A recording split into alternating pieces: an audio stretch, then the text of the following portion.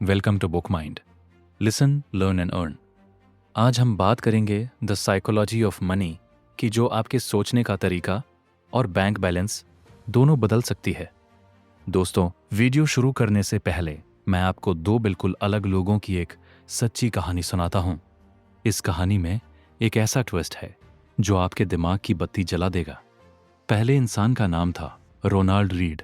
वो एक बहुत ही साधारण आदमी था। उसने अपनी जिंदगी के 25 साल एक गैस स्टेशन पर गाड़ियां रिपेयर करने और फर्श पर झाड़ू लगाने में बिता दिए। जब वो 92 साल की उम्र में मरा तो वो पूरी दुनिया की खबरों में छा गया। क्यों? क्योंकि उस झाड़ू लगाने वाले इंसान ने अपने पीछे 60 करोड़ रुपए की दौलत छोड़ी थी। उसने कोई लॉटरी नहीं जीती थी, बस अपनी छोटी सी सैलरी से पैसे बचाकर सही जगह निवेश किए थे। अब दूसरे इंसान से मिलिए। इसका नाम था रिचर्ड फस्कॉन। रिचर्ड ने हार्वर्ड यूनिवर्सिटी से पढ़ाई की थी। वो एक बहुत बड़े बैंक का बॉस था। उसके पास इतनी दौलत थी कि उसने एक ऐसा आलीशान घर खरीदा जिसमें 2 स्विमिंग पूल और 7 गैराज थे। लेकिन 2008 में जब मंदी आई तो रिचर्ड का सारा पैसा डूब गया और उसे दिवालिया घोषित कर दिया गया। अब यहाँ सबसे बड़ा ट्विस्ट देखिए। दुनिया में ऐसा कौन सा प्रोफेशन है जहाँ एक बिना पढ़ा लिखा झाड़ू लगाने वाला इंसान एक हार्वर्ड से पढ़े हुए बैंक के बॉस को हरा सकता है? अगर कोई डॉक्टर हार्ट सर्जरी कर रहा हो तो क्या कोई साधारण आदमी उसे हरा सकता है? नहीं। लेकिन पैसों की दुनिया में ऐसा मुमकिन है।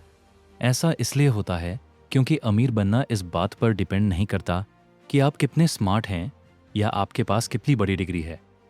अमीर बनना इस बात पर डिपेंड करता है कि आप पैसों के साथ कैसा व्यवहार करते हैं। इसी को पैसों का मनोविज्ञान कहते हैं। मॉर्गन हाउसल की ये किताब हमें यही सिखाती है कि आप चाहे कितने भी साधारण क्यों ना हो, अगर आप पैसों की साइकोलॉजी समझ लें तो आप भी रोनाल्ड रीड की तरह करोड़ों की दौलत बना सकते हैं। चलिए इसके सबसे बड़े नियमों को समझते हैं। कंपाउंडिंग का जादू। वॉरेन बफे दुनिया के सबसे बड़े इन्वेस्टर हैं, लेकिन उनकी दौलत का सबसे बड़ा ट्विस्ट क्या है पता है? उनकी 95% से ज्यादा दौलत उन्हें उनके 12वें जन्मदिन के बाद मिली। उनकी कामयाबी का राज उनका दिमाग नहीं बल्कि समय है।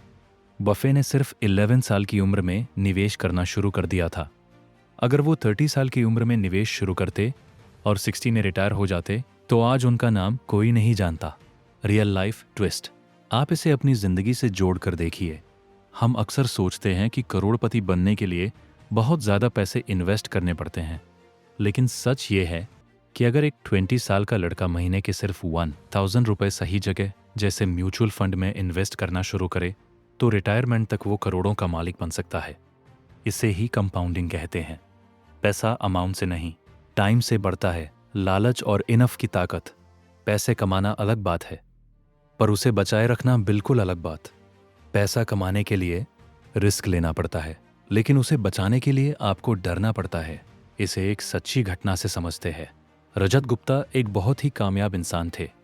वो मैकेंजी नाम की दुनिया की सबसे बड़ी कंपनी के बॉस थे। उनकी नेटवर्थ करीब 800 करोड़ रुपए थी। उनके पास वो सब कुछ था जो एक इंसान को चाहिए। लेकिन यहाँ एक भयानक ट्विस्ट आया।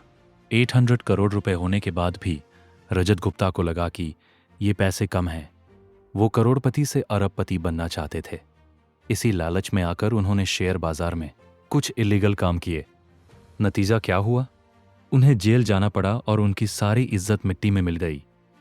Real life lesson. इस कहानी से हमें ये सीखना है कि इंसान को ये पता होना चाहिए कि उसके लिए इनफ यानी काफी क्या है। लालच एक ऐसा गड्ढा है जो कभी नहीं भरता। जब आप ये समझ जाते हैं कि आपके पास खुश रहने के लिए काफी पैसा आ गया है तो आप कभी भी ऐसे बेवकूफ़ी भरे रिस्क नहीं लेते जो आपकी जिंदगी बर्बाद कर दें। असली दौलत वो है जो दिखाई नहीं देती। हम अक्सर लोगों के महंगे कपड़े, लग्जरी कारें और बड़े घर देखकर सोचते हैं कि वो बहुत अमीर है, लेकिन हकीकत में दौलत वो है जो दिखाई नहीं देती। आज के समय का रियल लाइफ ट्विस्ट। आपने अपने आसपास ऐसे कई लड़के देखे होंगे जिनकी सैलरी सिर्फ 20 या 25 हज़ार रुपए है, लेकिन उनके हाथ में 1 लाख रुपए का आईफोन होता है। वो ये फ़ोन EMI पर लेते हैं सिर्फ दोस्तों को दिखावा करने के लिए। वहीं दूसरा लड़का 15,000 का एक नॉर्मल फ़ोन चलाता है और बाकी के पैसे इन्वेस्ट कर देता है। अब बाहर से देखने पर पहला लड़का अमीर लगता है, लेकिन असलियत में वो बैंक का कर्जदार है। और दूसरा लड़का जो साधारण दिख रहा है, वो धीरे धीरे असली अमीर बन रहा है। ऑथर कहते हैं कि जब आप किसी को 1 करोड़ की कार चलाते हुए देखते हैं तो आपको ये नहीं पता चलता कि वो अमीर है या नहीं। आपको सिर्फ ये पता चलता है कि उस इंसान के बैंक अकाउंट में से 1 करोड़ रुपए कम हो गए हैं। अमीर दिखने और असल में अमीर होने में बहुत बड़ा फर्क है। दिखावे से बचिए, हमेशा गलती की गुंजाइश रखें। हम अपनी जिंदगी में जो भी प्लान बनाते हैं, जरूरी नहीं कि वो हमेशा 100% काम करे। इसलिए हमेशा एक बैकअप प्लान होना चाहिए। दूसरे विश्व युद्ध के दौरान जर्मन सेना के पास दुनिया के सबसे एडवांस टैंक थे, लेकिन जब युद्ध के मैदान में उन 104 टैंकों को स्टार्ट किया गया तो एक भी स्टार्ट नहीं हुआ। क्यों? क्योंकि टैंक हफ्तों से मैदान में खड़े थे और खेत के छोटे छोटे चूहों ने टैंक के अंदर घुसकर सारी वायरिंग चबा ली थी। इतनी बड़ी जर्मन सेना चूहों से हार गई। रियल लाइफ ट्विस्ट, जिंदगी में भी ऐसे चूहे अचानक आ जाते हैं। 2020 का लॉकडाउन याद कीजिए। बहुत से लोग जो महीने का 2 लाख कमाते थे, लेकिन उनकी EMI और खर्चे बहुत ज़्यादा थे, वो रातों रात सड़क पर आ गए क्योंकि उनके पास कोई इमरजेंसी फंड नहीं था। वहीं जो इंसान सिर्फ 40,000 कमाता था, लेकिन उसने अपने 6 महीने के खर्चों का पैसा एक सेविंग अकाउंट में अलग रखा था, उसने वो बुरा वक्त बहुत आराम से निकाल लिया। इसलिए पैसों के मामले में हमेशा गलती की गुंजाइश रखिए। आपका सारा पैसा दांव पर नहीं लगना चाहिए। कार में बैठे आदमी का भ्रम।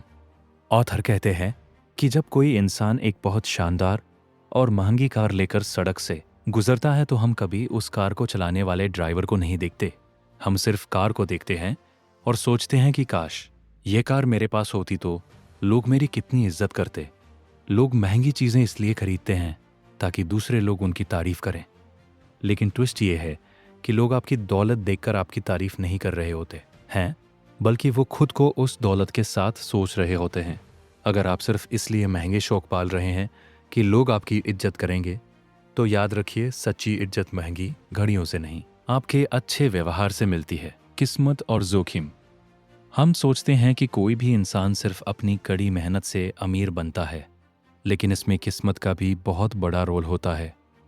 बिल गेट्स की कहानी इसका सबसे बड़ा उदाहरण है।